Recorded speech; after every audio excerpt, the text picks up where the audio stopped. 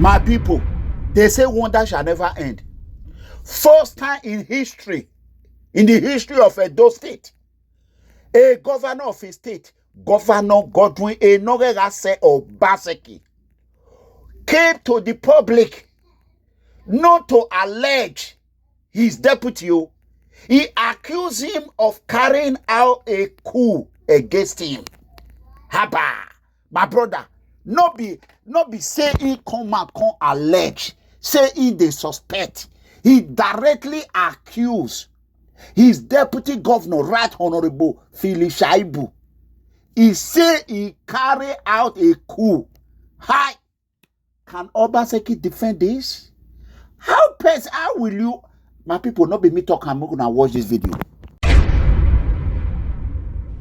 To say the deputy governor had become so desperate to take over that he would do anything, including carrying out a coup against his governor.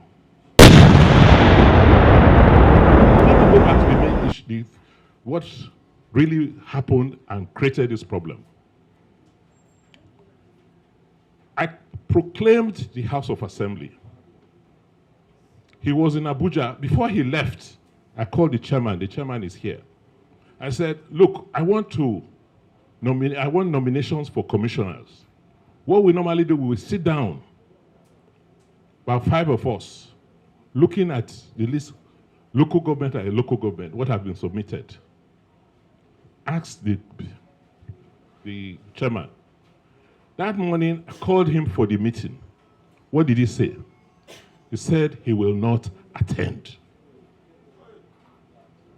That is why Isako does not have commissioner. He said he will not attend. I said, okay, well, let us go ahead. I will still give him that respect for us to consider when he's ready. He then went to Abuja. What struck me, and I've never said this to anybody, is that after I proclaimed the House of Assembly, we're now going to elect officers to the House of Assembly. He was in Abuja. He came back that day. I am the chief security officer of the state. I get any information I need. But I have that responsibility to keep quiet and use the information properly.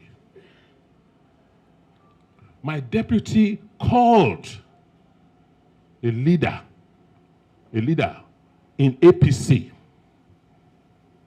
telling that leader that during the elections the next day of the leadership, particular speaker of the House of Assembly, that he has 5 members who are loyal to him, and that he would like the 7 members of APC to work with the 5 members of PDP to produce a speaker.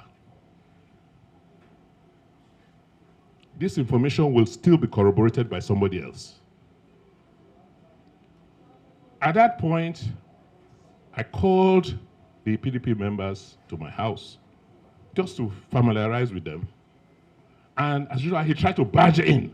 I said, well, you cannot just come to my house. It's my private house, it's not even a government house. You have to have the courtesy. But now, it is my prerogative whether I want you to come in or not. After I heard what he had done, I said, you can't come into our meeting. We met, agreed. The next day, we went to the House of Assembly. He went there, and we did what we did. As far as I'm concerned, that was not working in our common interest. Why would the deputy governor seek to have another candidate, another speakership candidate, outside of what the governor wants? Are we working together? No.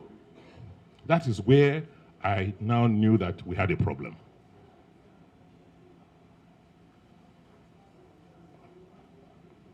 To say the deputy governor had become so desperate to take over that he would do anything, including carrying out a coup against his governor. How can you say you are loyal and you don't do that sort of a thing? What was kind of disturbing was the excuses he gave in his petition.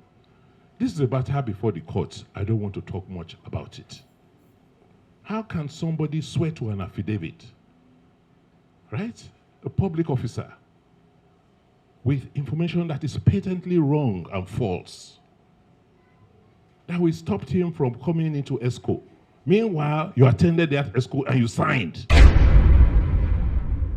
So after this one, Senator Comrade Adamale Oshiomhole can come and talk him. And those people come, they twist and go right, go left. Make una listen. All I can say is that regardless of party divide, it is my wish for Edo to be governed in peace and harmony, because the supra party to which we all belong to is the Federal Republic of Nigeria. The political parties, even the rate of Kampi and the Kampi shows that the only that is constant is Nigeria, not the political parties.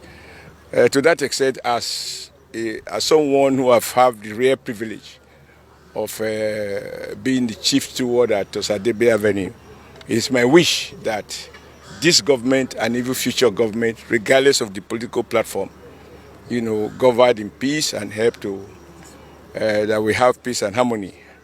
But what I read, if it is I was referring to about somebody going to court to complain about, quote, suspicion about being impeached,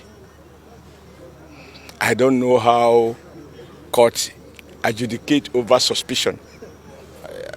Maybe I'm a very poor legal student. I don't know about that. But let me say this. To say that somebody wants to run to APC is not a rehabilitation center. I can tell you that for free. We in APC, we are satisfied the way we are. We are happy in opposition. And we are not about to receive people who are coming because they have lost out. No IDP cap in APC.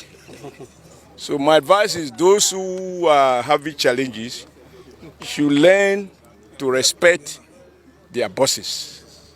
And many of you will attest to this, and that is what gives me joy. I have always advised people, whoever you work with, be loyal. I was here, I was unable, whether I was right or wrong, it's a matter for individuals to judge. I was unable to support my deputy to succeed me, right? But my deputy never took me to court. And if there are people who profit only from crisis, they cannot have my support. And I also do understand, regardless of what anybody will say, I come from one of the clans from my local government. I'm not talking of Edo State now, from my local government. I come from only one of the clans. And even based on the principle of fairness, it would be nice if only my clan produced governors. But I know that Nigeria doesn't work that way.